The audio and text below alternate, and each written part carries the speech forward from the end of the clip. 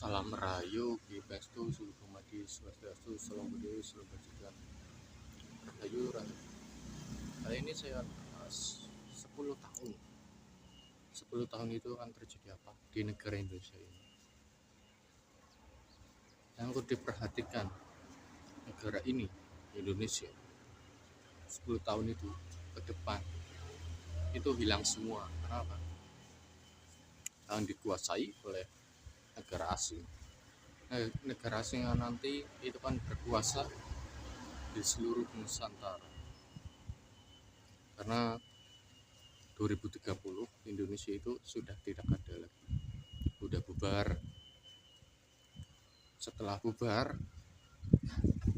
nanti ya, 2030 negara asing itu kan satu persatu akan duduk di Nusantara.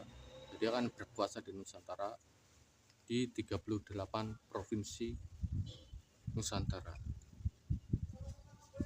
Dari penglihatan saya, Nusantara nanti itu aku mengamati ya, sebuah geopolitik.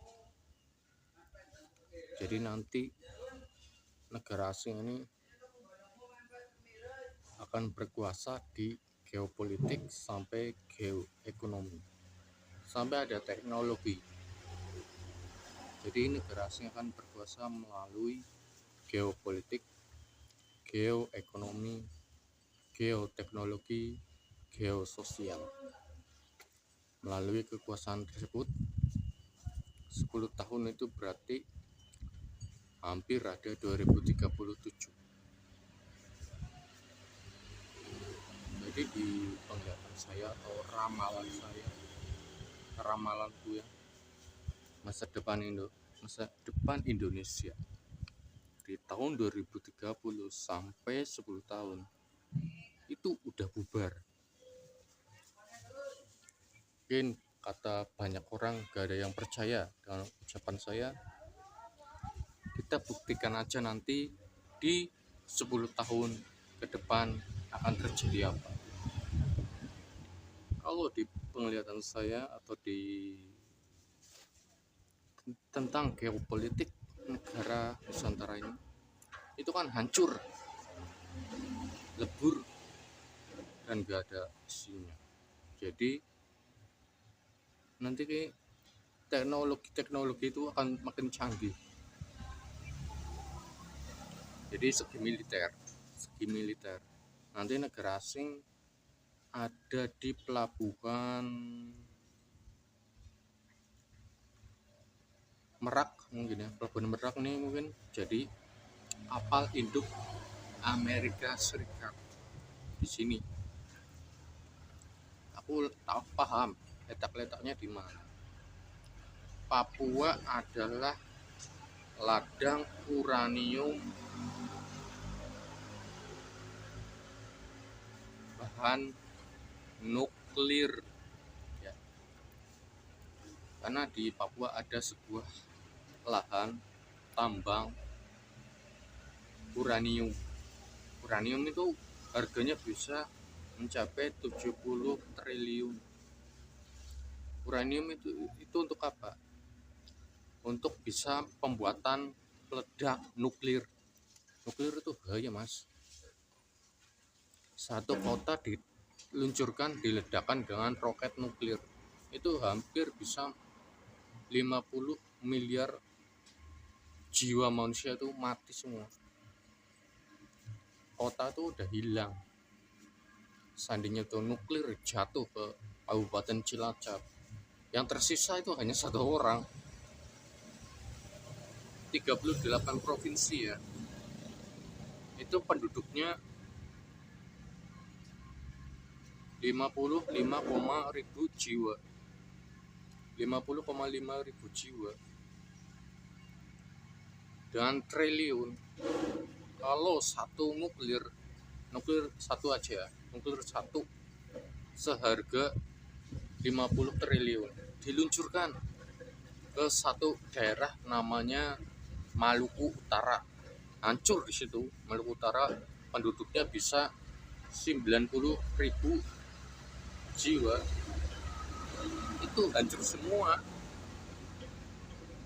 Sebagian Maluku Utara itu hancur, ditembaki oleh bom nuklir dan sebagainya, nggak tersisa.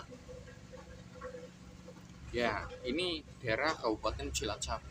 Kabupaten Cilacap penduduknya bisa 40,5 ribu jiwa, ditembak dengan bom nuklir di arah pantai selatan.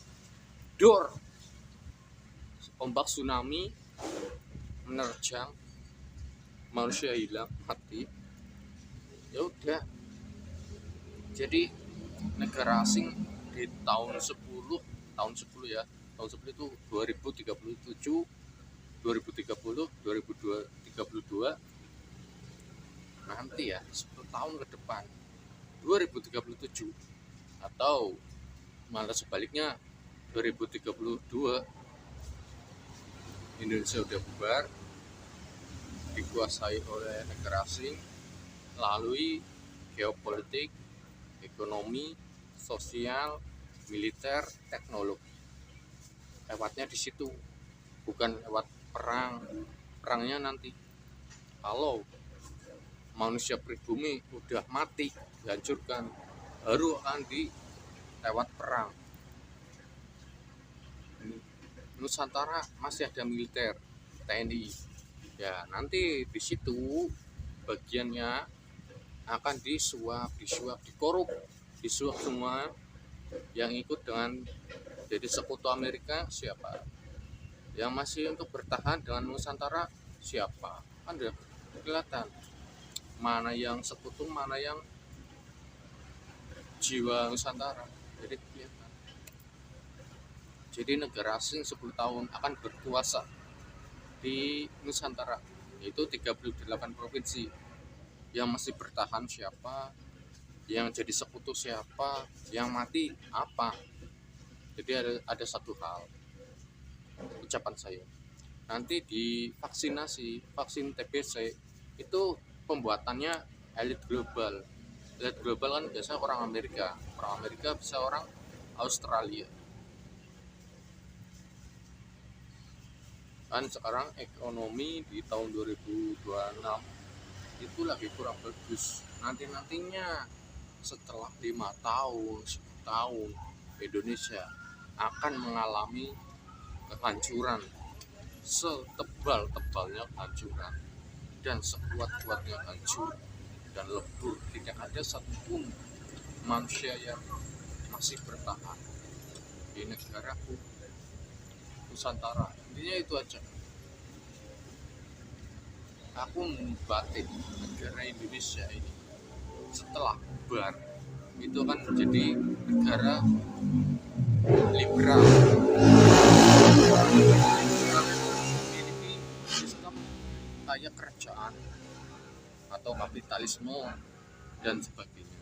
Tapi yang sisanya di situ di perbatasan ada negara asing, Mas, menguasai uranium, menguasai geopolitik, menguasai militer, teknologi, ekonomi, obat-obatan vaksin.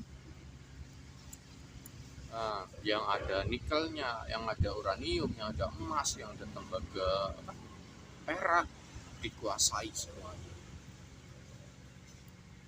Yang bisa bertahan, orang yang bisa benar-benar bisa bertahan, aku serius, ada memiliki ilmu kebatinan, memiliki pedoman Nusantara, memiliki kanuragan, memiliki ilmu Jawa. Kunci-kuncinya harus bisa menguasai Jawa, ya harus bisa memiliki ilmu kanuragan. Ilmu kanuragan yang sangat paling langka di tanah Jawa itu Pancasona, Rawarontek, Lembu Sembilan, Tameng Wajah, Braja Musti, Hanimun Sangilang, terus Gelap Sayuta, Samber Nyowo. Gelap Sayuta itu kayak jenis ilmu sirap. terus gelap lampar. Itu kalau gelap lampar tuh untuk public speaking ya, biasanya public speaking itu gelap lampar. Ilmu gelap lampar nggak ada semua orang punya. Nanti 10 tahun ya akan terjadi apa, mungkin kalau di firasatku atau feelingku, Indonesia udah tidak ada bendera merah putih, yang ada bendera asing mungkin yang duduk di negara Nusantara. Kalau mobil-mobil aku lihatnya kayak mobil listrik ya, di 10 tahun aku lihat itu mobil listrik kebanyakan. Kalau militer ya corak-coraknya di sini abu-abu putih, nggak ada warna hijau. TNI nggak ada, adanya abu-abu putih, coklat.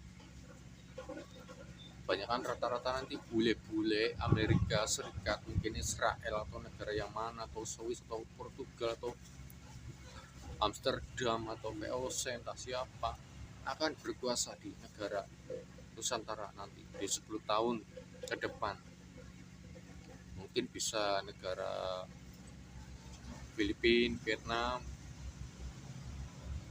Hong Kong, mungkin bisa terjadi itu. Karena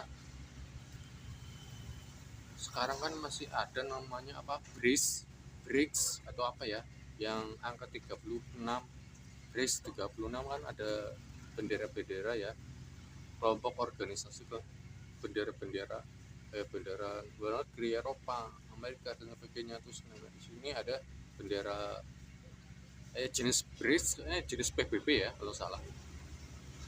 Di situ nanti terjadinya ada PBB, ada ini.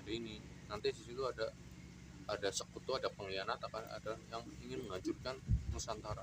Apalagi yang ingin duduk di Nusantara. Itu sangat bahaya.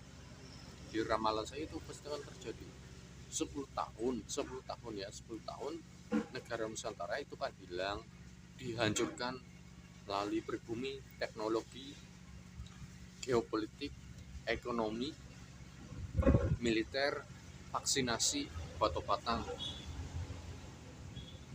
Terus sumber daya alamnya akan dihancurkan melalui uranium yang ada di Papua, tambang nikel, batu bara, emas di Sulawesi, ratakan semua. Yang benar-benar bisa bertahan itu yang memiliki apa ya, itu apa, nah, masih tahu orang yang memiliki pedoman spiritual Nusantara atau penghayat Nusantara, itu ciri-ciri orang yang akan bertahan di 10 tahun ke depan. Dia bisa berkuasa, menghancurkan negara asing, memiliki kekuatan kanuragan. Orang yang tidak punya kanuragan, tidak punya kekuatan ilmu ya, pedoman spiritual Nusantara tuh Jawa murni, gak akan bisa bertahan melawan kayak gitu. Contoh kayak orang Dayak, orang Bugis, Aceh, terus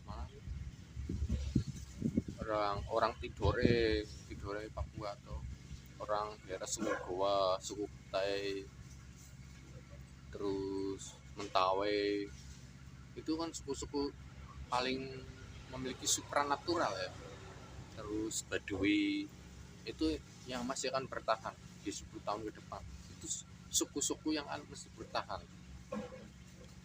Mataram, suku-suku yang akan bertahan di tahun ke depan, 10 tahun ke depan adalah suku-suku yang memiliki spiritual Jawa murni, spiritual Nusantara murni, tidak dicampurkan dengan spiritual agama. Nah, nanti negara asing akan berkuasa di bidang agama. Berkuasa di bidang agama itu contoh ciri-cirinya menggunakan atas agama menjadi teroris, terus apa ini, anarkis, fanatik, dan menjadi sebuah provokator, teroris ya, di lewat agama, menggunakan teroris, menggunakan doktrin, terus caranya dia itu. Terus nanti menggunakan lewat agama juga. Lewat agama juga lebih parah ya teman-teman, karena nggak semua kekuatan itu didampingi agama. Justru kekuatan kita adalah keyakinan dari semesta alam, dari murni leluhur dan murninya Nusantara sejati. Kekuatan kita dan menggunakan pedoman Arab. Justru menggunakan pedoman Arab tidak ada pencerahannya, tidak ada solusinya, malah adanya sengsara nyata itu. Nanti negara asing kan berkuasa menggunakan sistem agama melalui doktrin, dogma, terus provokator, teroris, fanatik, dan yang lain itu. Ada yang berkuasa melalui agama itu lebih parah. Itu aja sih. Salam Rahayu, Kipestu, Sudumadi, Swadatu, Salam Budoyo, Salam Bajikan Rahayu, Rahayu, Swadatu, Salam Budoyo.